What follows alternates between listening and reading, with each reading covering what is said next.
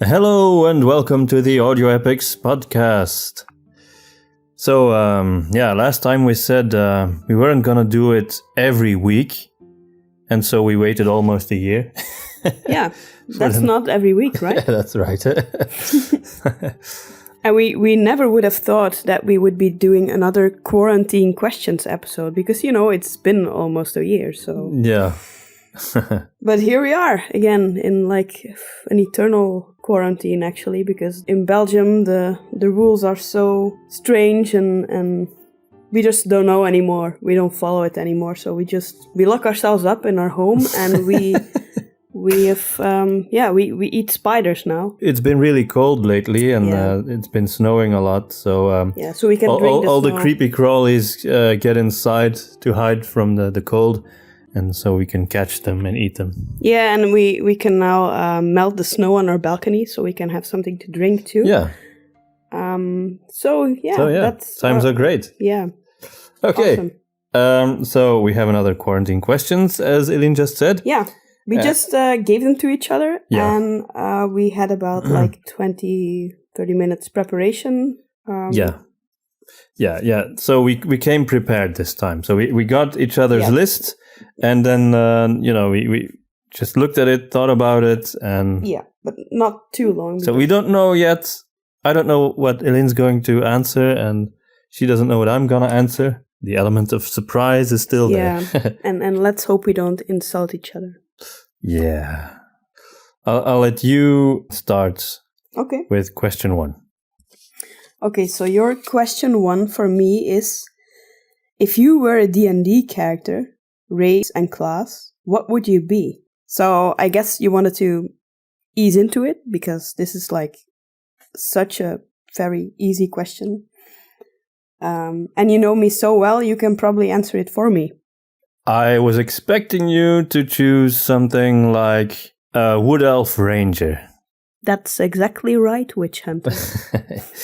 Yeah, I know you. Although you haven't always played... such characters when we did RPGs. No, it's true. I always want to try something new, but yeah.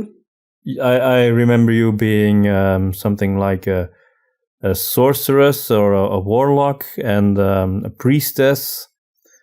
I don't remember you playing rangers all that often, but I know you like them. You played them in games a lot. Yeah, they were most Video memorable. I love them the most, playing rangers. Actually. So, yeah. Yeah, and I know you're a fan of Katniss, and... Yeah, and I often regretted playing another class.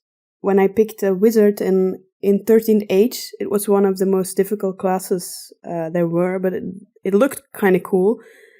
But there were so many different spells, and then you had cantrips, and then you had extra abilities, and it was such a mess that I just...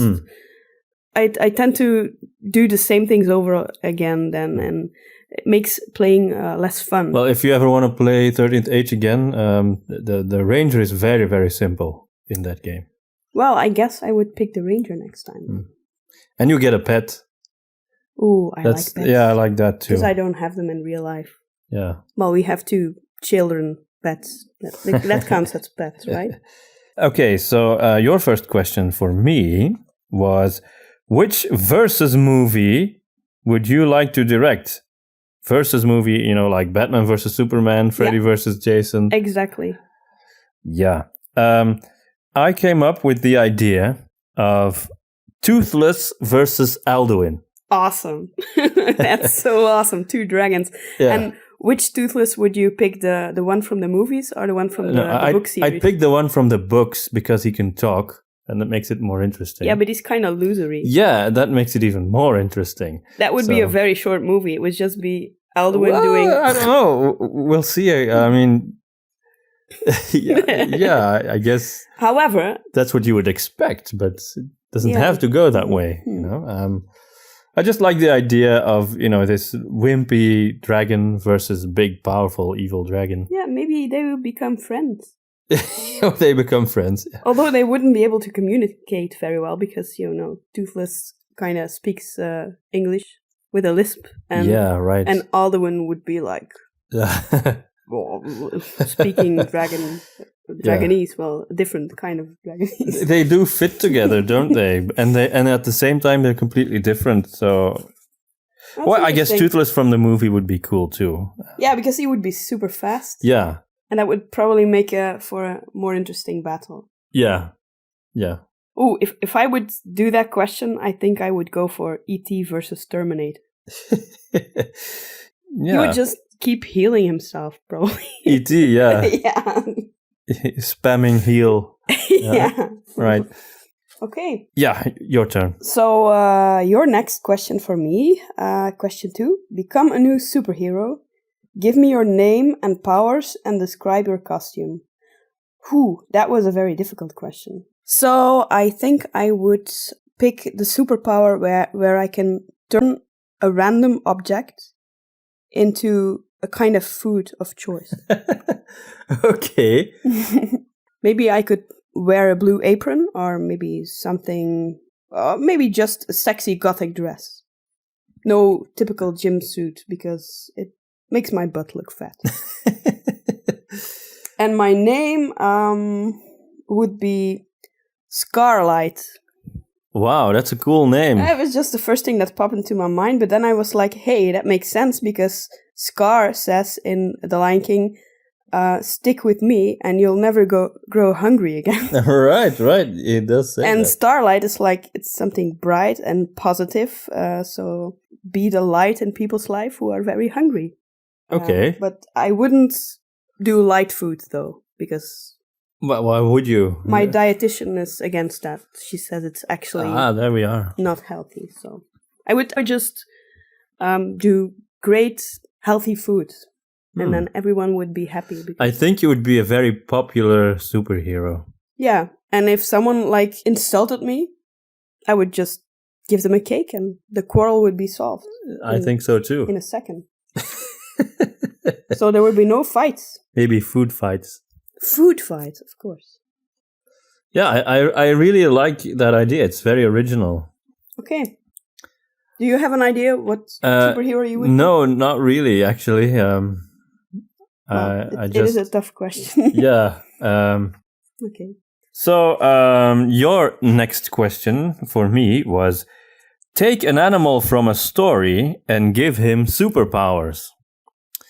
So again, a parallel between our questions, and we make them separately. Yeah, we did. Yeah, we wrote them separately. We didn't know. It's so strange. The first thing that popped into my mind for some reason was, in The Hobbit, there's the scene with Radagast in his little house, and he finds this little hedgehog, all curled up in a ball, and he's sick. Yeah. And he calls him Sebastian the hedgehog. Right. Well, I thought maybe Sebastian should be the animal that I give superpowers. Wow. So I thought I'm going to give him laser eyes. So laser beams come out of his eyes. And he's going to use that to open the vaults of Minas Tirith to pull off this big sort of bank heist. Okay. That would make for some weird spin-off. Yeah, I don't know. I don't have a title yet for that movie, but maybe Radagast's 11 or something. The next question that you ask me is, turn a fairy tale into a science fiction story about the dangers of AI, and it says not Pinocchio. So, yeah, I because think that's been done in the movie AI. It's been done. So I thought you could pretty much do that with every fairy tale. Oh, really? So I picked my favorite, which is Rapunzel. I'll tell it, and I'll try to put elements in there from our former storytelling podcast episodes. So, Rapunzel. In the original fairy tale, her parents kind of gave their daughter up for lettuce, which is kind of stupid. Well, if you're really hungry. So let's make it more credible, and let's say that the parents are drug addicts, and they give her up for some special lettuce. Rapunzel grows up in a tower with the witch or the old lady with the lettuce, the magic lettuce. And as the prophecy says, a prince will rescue her from that tower. So the witch, she doesn't want Rapunzel to be rescued by a prince. She wants to keep her for herself. Maybe she just likes her pretty hair. And she built a cyborg Rapunzel while she locks the real Rapunzel up in a well nearby.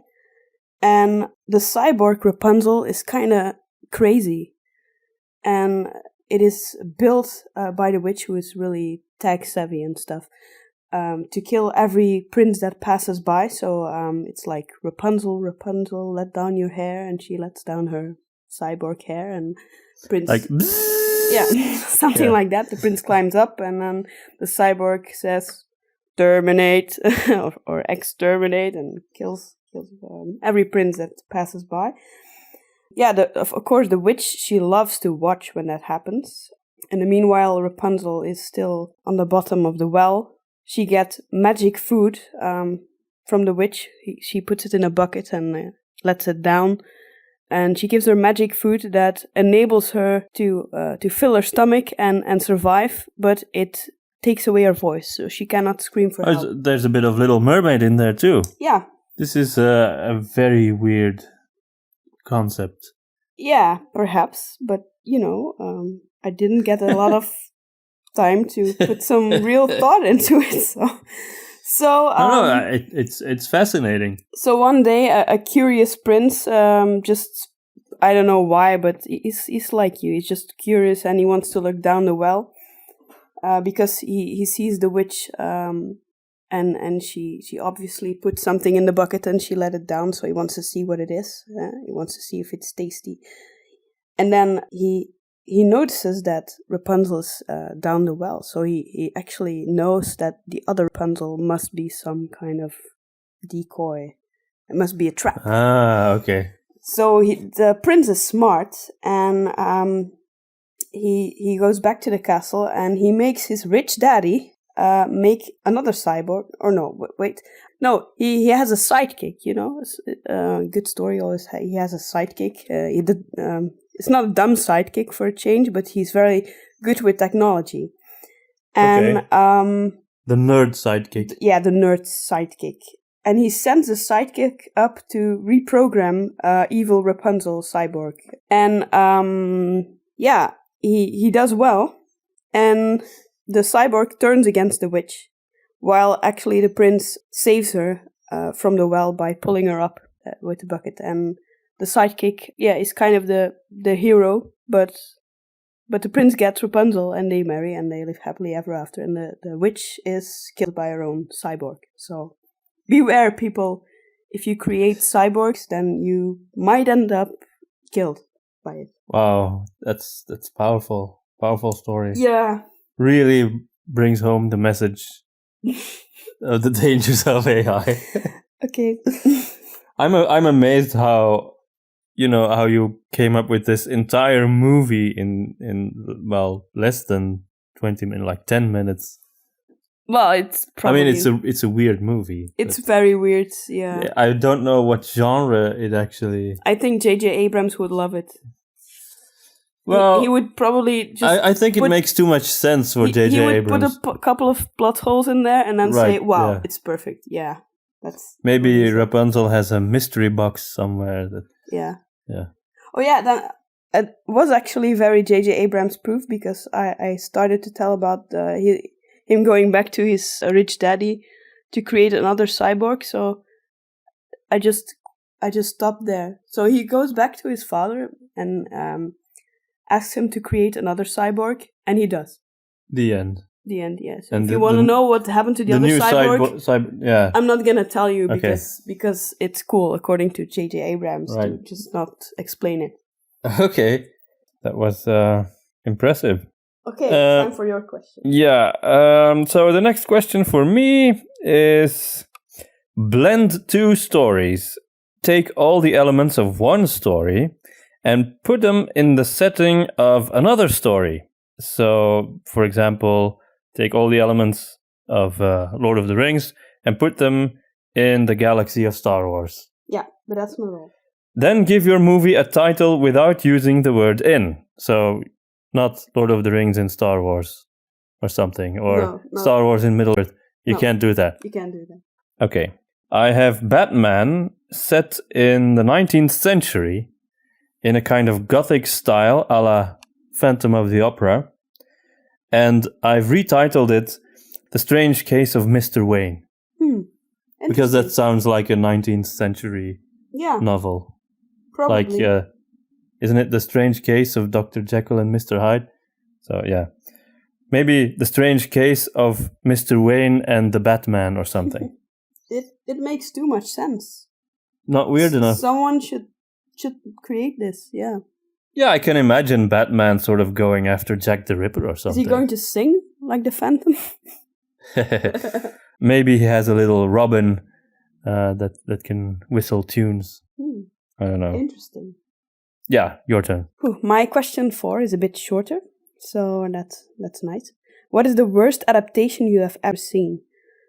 Well, when it comes to adaptations, the problem is they usually adapt stuff that's popular and good. So if I think about an adaptation that's absolutely terrible, I cannot really come up with something because it's still based on a story that's usually popular or good. Oh, well, there are a lot of video game movies out there that have a bad reputation. Or it's something I haven't watched because it didn't interest me or whatever. But I did think of Insurgent. I once listened to the audiobooks when I was doing a very repetitive job. And I noticed that especially Insurgent and Allegiant, those are adaptations that I think don't respect the feel of the books and the theme, the essence actually of the books. After listening to them, I kind of had the feeling that I knew what they were really about, what the intention of the author was, and when I watched the first movie was, I think, a good adaptation, but the second and the third part, in the third part they actually just deleted, I think, half of the book or something. It just stops and has this happy ending, while spoiler alert, the last book doesn't end well. But I think that's about the thing I can come up with. Wow. I haven't read the books, but I also really didn't like that second movie. It felt very different in tone and feel from the first movie. So that might explain it. Yeah, I forgot about who directed it, and I don't know whether it was the same person, but it really felt very different. It was made very modern and crowd pleasing. They Hollywooded it up. Yeah. Well, I can think of a bunch of video game movies that, like there. I know that there was once a Mario Brothers movie that was, just nothing at all like the games. Isn't that just bound to be terrible? Yeah. I never watched it. Yeah, I've never watched it either, so I can't really comment on it. But I saw the Nostalgia Critic episode about it, so that's how I know. Oh, was he like screaming and yelling all the time? He always is, so.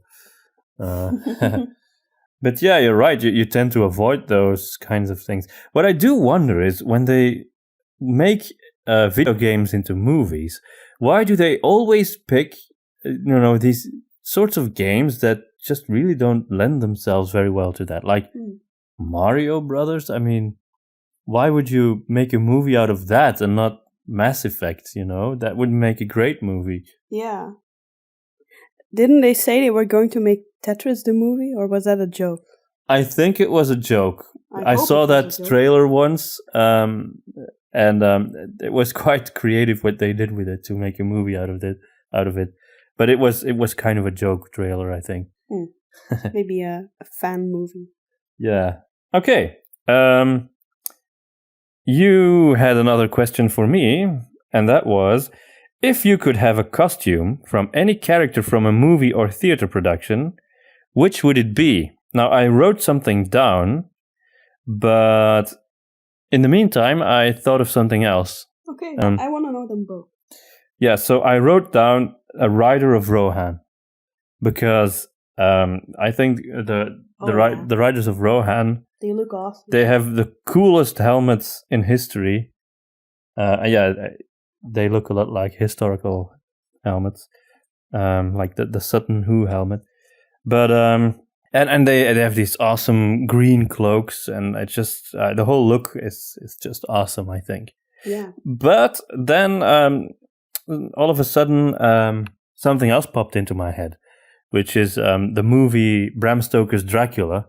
The opening scene of that movie, the prologue, where he turns into Dracula. When he comes home from from fighting against the Turks, he's got this red armor that's got grooves in it that kind of makes it look as if it's muscles. Oh. Like it's. I don't remember that. Yeah, and it's kind of creepy, but it's also really just really cool, really impressive. I'm the woman. I should be the one paying attention to clothes, or armor. Yeah, no, it's really cool armor. So something like that. Okay, your turn. Okay. What is your favorite tabletop RPG system so far? I would say, as a player, it's definitely Warhammer Fantasy Roleplay, because I really love the setting. It's the best atmosphere ever. When it comes to playability, I think there are a number of other systems that are really cool. I love D&D. I love that new Star Wars system, which is very much based on the 3rd edition of Warhammer. Yeah, that's probably why I like it. Yeah. And I kind of like 13th Age as well, but I think I would love it as Games Master more than as player, because it's really an improv-based system, and I just really love that. Just improvising and picking up cool ideas from players and doing something with that. I think I would love that. That's really interesting what you're saying there. My favorite is also Warhammer Fantasy Roleplay, the 3rd edition, which a lot of people, a lot of the old fans didn't like it because it was too different, and it had these weird, funky dice. But I loved all that about it. So yeah, my favorite is Warhammer 2. But the interesting thing is what you say about 13th Age is that you would like to be Games Master for that. Mm-hmm. For me, it's the other way around. I think 13th Age would be a game that I would like a lot as a player, because it's a sort of game that gives players a bit more input into the story. In 13th Age, it's sort of really baked into the rules that you get to be really creative and as a player, and the Games Master can't just control the whole thing. In some games, that's more of a possibility. Oh, I'd love that if at least the players gave me enough input, because it depends on your players. If they really role play, then you get great stuff to work with, and if they don't, then you're kind of dry there. And I just love how in 13th Age the game is set up so that the players at the table are always unique, important individuals in the setting. Yeah, but I did love playing it as well as a player, because, as I mentioned before, I was a wizard, and I kind of regret that decision, because it was a really complex class. Yeah, it says so in the book. It's the most difficult class. But I did really like the character, Jiminy Garlington. It was one of my favorite characters that I played. He was kind of a gnome, and you have to pick one unique thing in the system, and he was the only gnome contortionist in the world, and he was also really a ladies' man. So he was actually always interested in whatever was female. That didn't matter which race or class. Just if it was female, he was into it. So he was kind of a midget David Copperfield. Yeah, something like that. And also David Duchovny, because he wanted to jump on everything with a skirt. I see. Yeah, I remember that. It was a lot of fun. Brings back good memories. But I also really enjoyed the Warhammer Fantasy campaign that we did. But there you were a priestess of Shalia. Very different. Right. Yeah, then I was frustrated because I couldn't fight. It was such a female thing to pick, and then I was frustrated because I felt useless in combat. Next time, pick a wood elf archer. Yeah, I think I'm gonna pick a dwarf with an axe or something. My turn. Well, your question for me was, if you would write a story about an original McGuffin, what would this item be? Well, here's the thing, that I think the coolest and most original McGuffin that I've encountered in a movie or a book or whatever was in the movie Men in Black. There was this little marble that was dangling from a cat's collar, and it turned out that inside of this marble was an entire galaxy. Right, yeah. So that's why it was so valuable. And I thought that was so original, and I loved that idea as a MacGuffin. But it's been done, so I can't say that. So I had this other idea that I once wanted to actually use for a Star Wars roleplay campaign, which we never got round to doing. But the idea is that there's this sort of tree that has some kind of magical properties or force properties in Star Wars. And the tree, is burned or something, or is destroyed. And it's a unique tree, but there's one seed that's left, which you could use to plant a new tree in the right soil, on the right planet or something. No pressure there. And so our heroes have to preserve this seed and plant the tree. And cool MacGuffin. But I wouldn't want to watch your movie because I really don't like the protection quests. I really don't like them. All right, yeah. They're too stressful. Story should be entertaining, not stressful. It feels too much like another responsibility. You like the Hunger Games, right? Yeah. That's not stressful? No. No, it isn't? No, if Katniss had like this crystal ball that she had to protect during the games, in the midst of the explosions and the chases, then it would be stressful. I wouldn't want to watch it. Interesting. Okay. Your turn. So the next question you asked me was, what books are currently on your to-read list? That's a difficult question because what's not on my to-read list? There's just so many things on my to-read list. Right now, the first thing I want to read is Deep Work by Cal Newport because it's right next to me. And there are a couple of books that I've started that I really want to finish. I think I've started about 50 books or something. It's embarrassing. Since I became a mom, I think I didn't finish one book since then. Did I? I think you read those Marie Kondo books quite a few times. Yeah, I think I've read them 7 times in the meanwhile, and it's still a mess here. So I need to read it again. So that's on my to-read list. So books I really want to finish is Mistborn and Way of Kings. Actually, I'm just starting right over. I want to start with the first Mistborn book first. And then, of course, there's tons of books I want to reread as well. Some books I've listened to as audiobooks that I want to actually read the physical copy of, and other books that I just want to reread because I enjoy them so much. Like The Lord of the Rings, How to Train Your Dragon, Narnia, Harry Potter, and of course The Life-Changing Magic of Tidying. Yeah, by KonMari. Oh, was that the title? The Life-Changing Magic of Tidying? Yeah, the Dutch title was one word. Okay.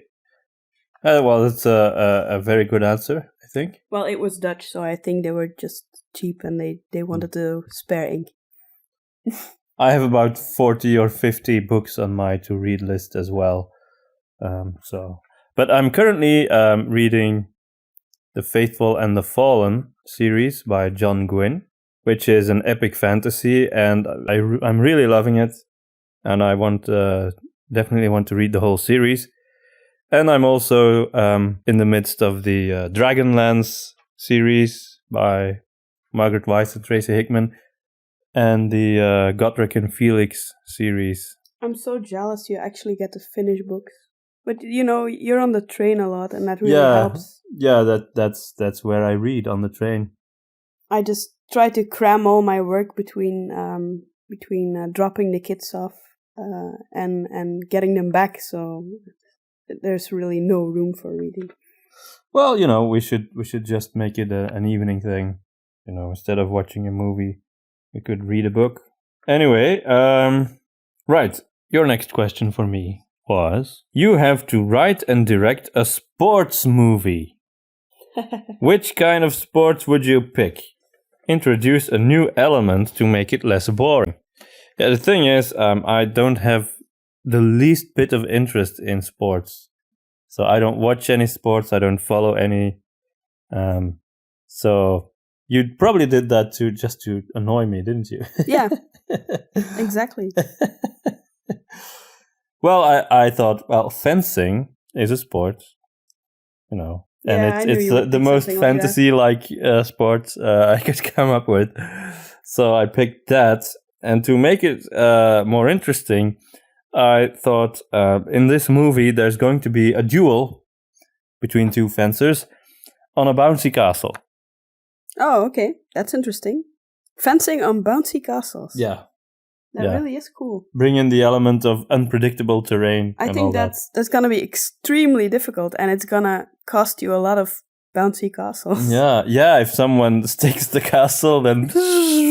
yeah, I think you need a lot of bouncy castles for that.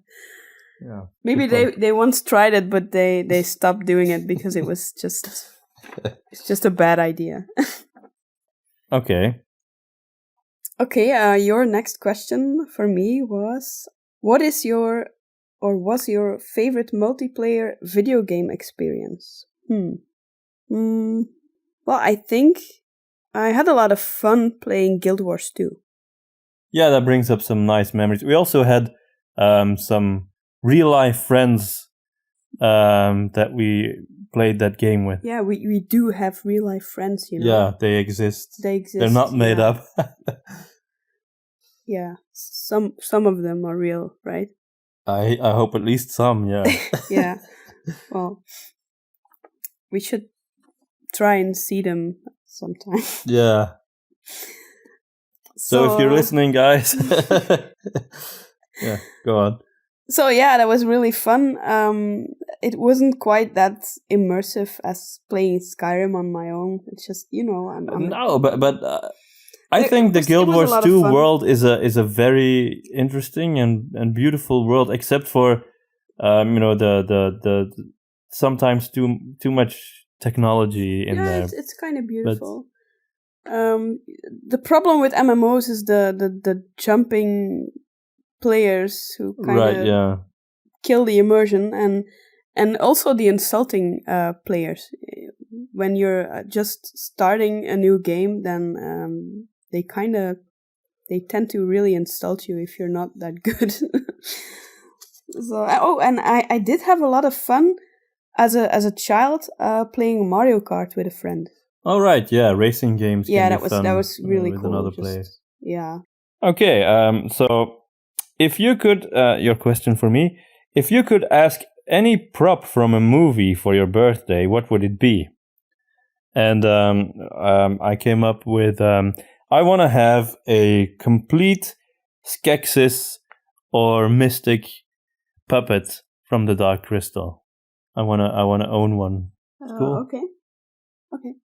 That's quite the answer I was expecting. No, I actually, to be honest, I was thinking for a while, like, what kind of prop from a movie would be something really useful or something, but I couldn't come up with anything. So maybe, I know.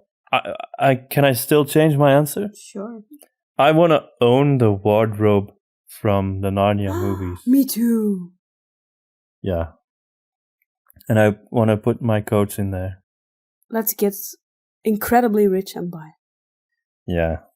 That's, it's functional. It's a functioning wardrobe. Yeah. And it's a cool thing from a movie. Yeah, and I can KonMari my... Yeah, whereas a life-size Keksis would just be this hideous thing that would be in the way. Why would you want that?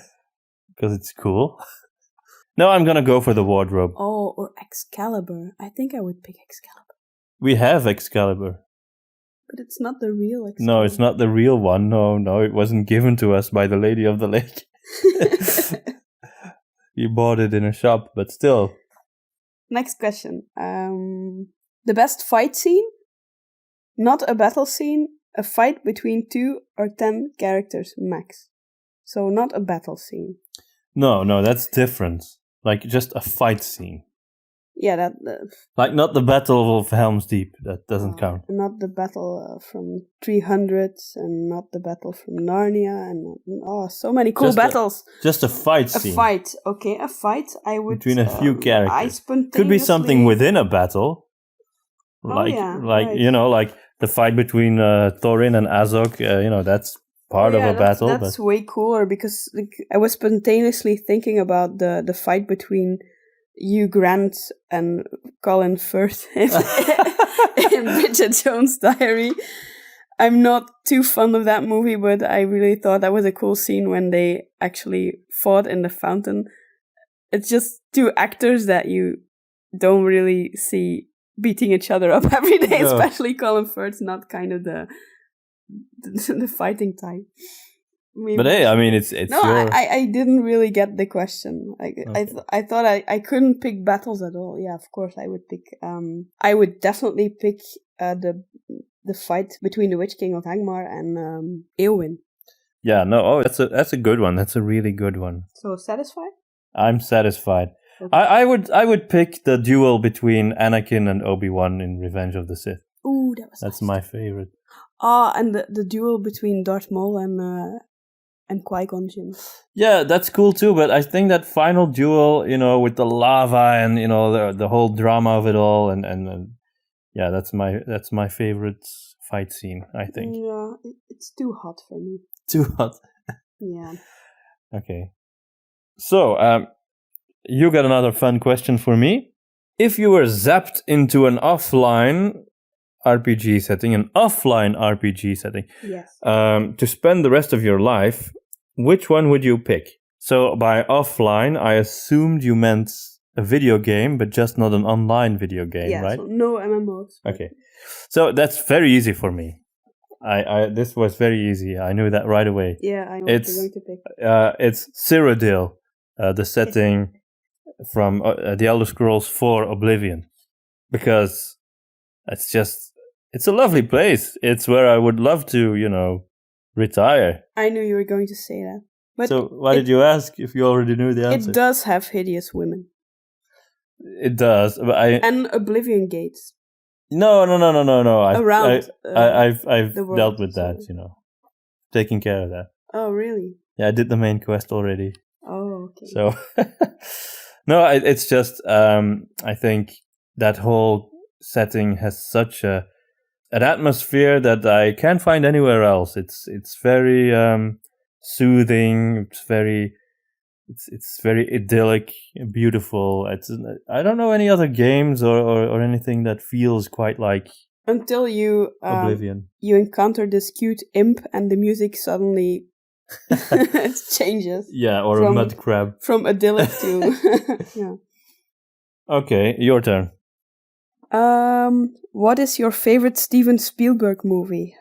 Could there be any more difficult question? I mean, he made tons, and all of them are decent. Some of them are brilliant, and others are great. So yeah, you can pick 2 or 3 if you want. I mean, some of your favorites. To pick one, I would say E.T. because it's nostalgic. It's one of the first live action movies I've ever seen. My dad was a fan, and I was still very small when I watched it. It was really kind of creepy, the beginning scene, and Yeah, it is. It has everything. It was a bit scary. It was emotional. It was cute. So it's definitely my favorite. I also love Jurassic Park. It's also one of the first movies I ever saw.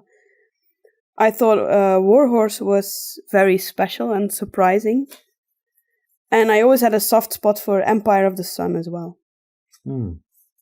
With each of these movies that you mention, every time you mention a title, I hear the music of that movie and I get goosebumps.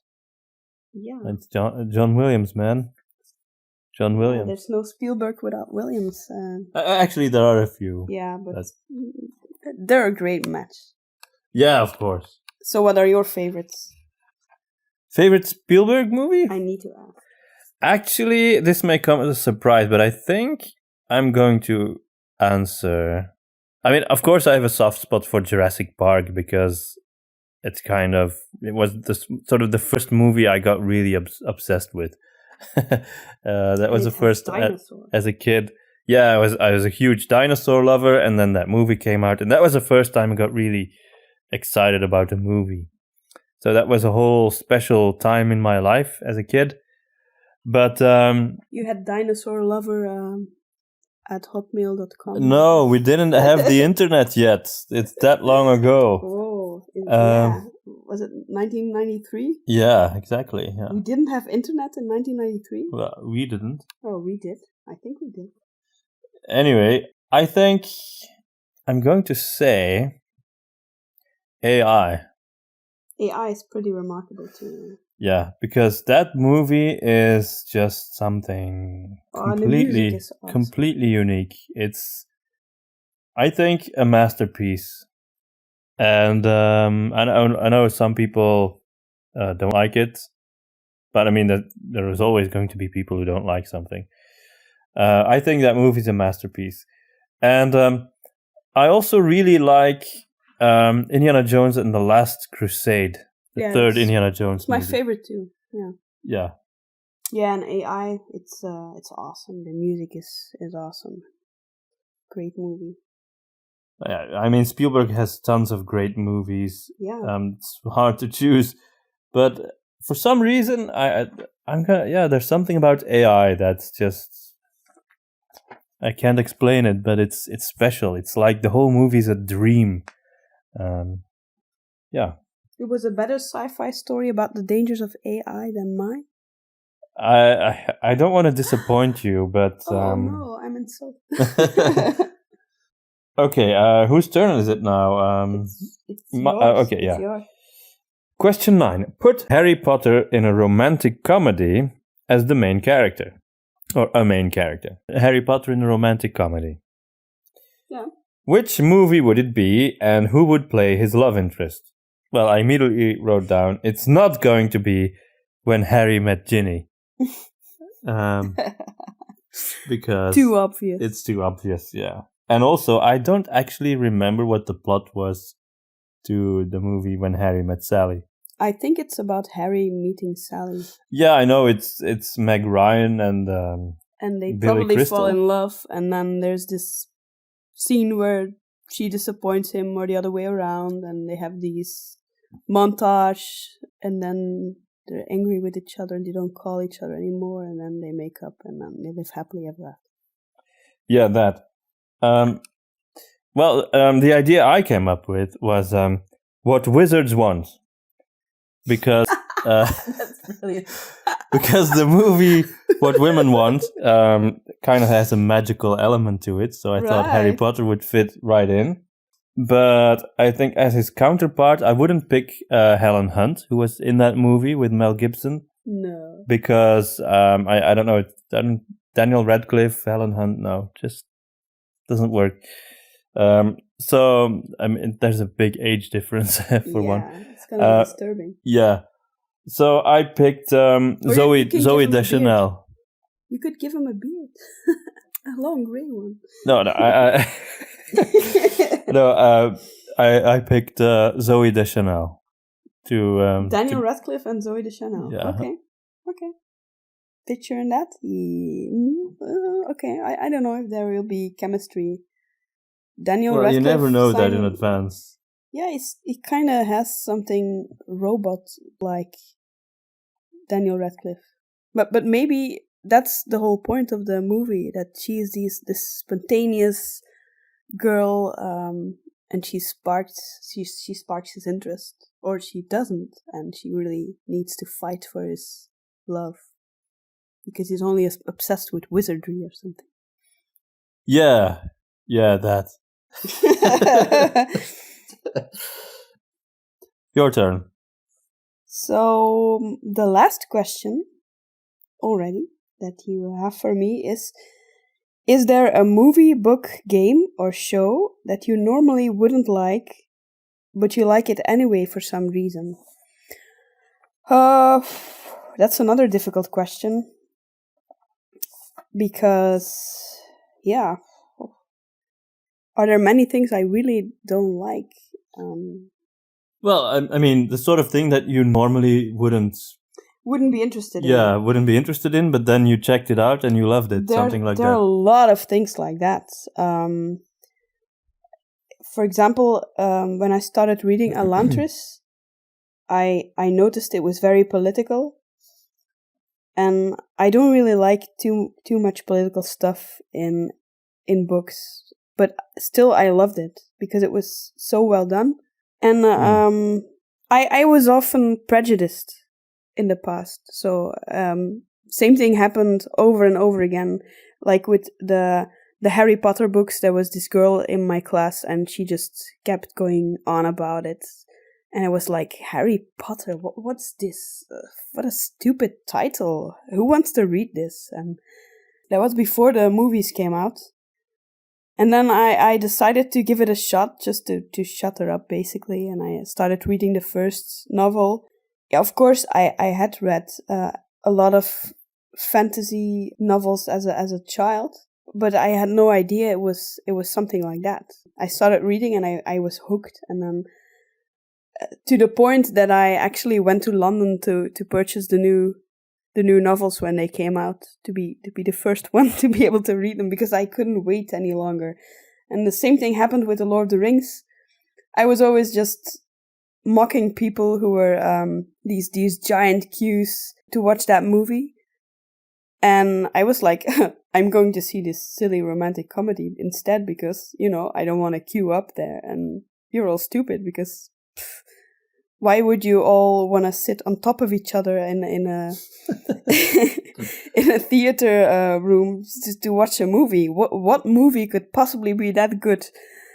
So I was mocking those people. Little did you know. and then my Dutch teacher, she said, I think the Lord of the Rings movies would be something you would really enjoy. And I was like, huh, really? Nah. And then I watched them with a friend at home. We rented one, the first, and we watched it, and our mouths fell open, or they didn't close the entire movie. And then we raced back to rent The Two Towers, I think a couple of minutes before it closed down. The video store. Yeah, and then I had to wait for Return of the King, because it wasn't out yet, but I think it was just a week or something. Oh, wow. Or a couple of weeks. And I immediately ordered tickets for the marathon the next day. And I was actually with these silly people queuing up to enter the marathon in Antwerp. Yeah. Well, here's the interesting thing. I was there. Yeah, I know. We were in the same room, but we hadn't met. We didn't know each other. Yeah, but we know that now. We talked about it. Oh, and the same was true for Skyrim, right? Remember when you came home with that game and you were like, oh, this is the sequel to Oblivion. I'd heard so much about Oblivion. I was like, oh, another of these games you can just shut up about. And then you were, you should try it. And I was really clumsy with the controller at first. Yeah, I remember getting seasick watching you play. Yeah. And then I got obsessed with it, and now I just can't talk about any other game. It was like a sitcom episode. It was like one of those episodes of Third Rock from the Sun where Dick Solomon first thinks something is really stupid and he laughs at everyone, and then he tries it, and then he becomes super obsessed. And maybe I'm very much like Dick Solomon. Yeah. When I'm not into something, I'm really not into it. But when I get into it, I get obsessed with it. It's like, It's very charming. Oh, and there were a couple of movies I wouldn't watch on my own, probably, that we saw in school, like American History X and Le Fabuleux Destin d'Amélie Poulain. Those were movies I really wouldn't watch, but I had to, and I loved them. So I really liked them. And also the John Cassavetes movies, I thought those were really interesting.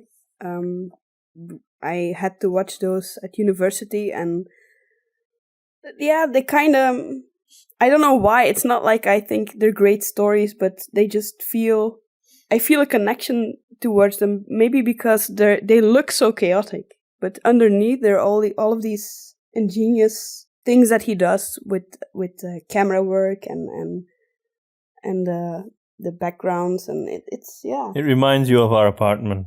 Yeah, and of my personality. It's just complete chaos, and then underneath there might be a little bit of structure. Right, the hidden structure. The hidden structure underneath, yeah. Okay. Your last question for me. Invent a movie plot with only the following cast. Liv Tyler, Alan Rickman, Chris and Liam Hemsworth, Saoirse Ronan, the girl from The Host, etc. Yeah. And Peter Dinklage. So Liv Tyler, Alan Rickman, Chris and Liam Hemsworth, Saoirse Ronan, and Peter Dinklage. So that's an interesting an interesting cast, yeah. Cast. So this is the story that I came up with.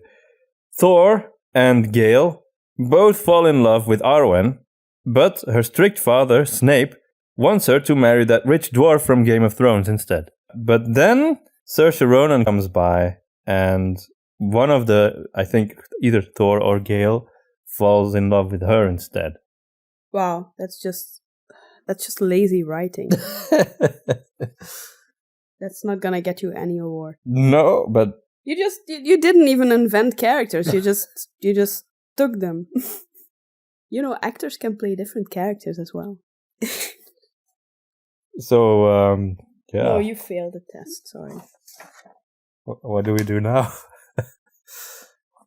I don't know. Guess, you have to, yeah. Guess, yeah. You need a do-over. Yeah. Yeah, you have to redo the entire test now. Oh. Yeah. Well, I'll just start working on that then, and let you know when I've got something. And, we can sort of round up our podcast. So now you've listened to us rambling again.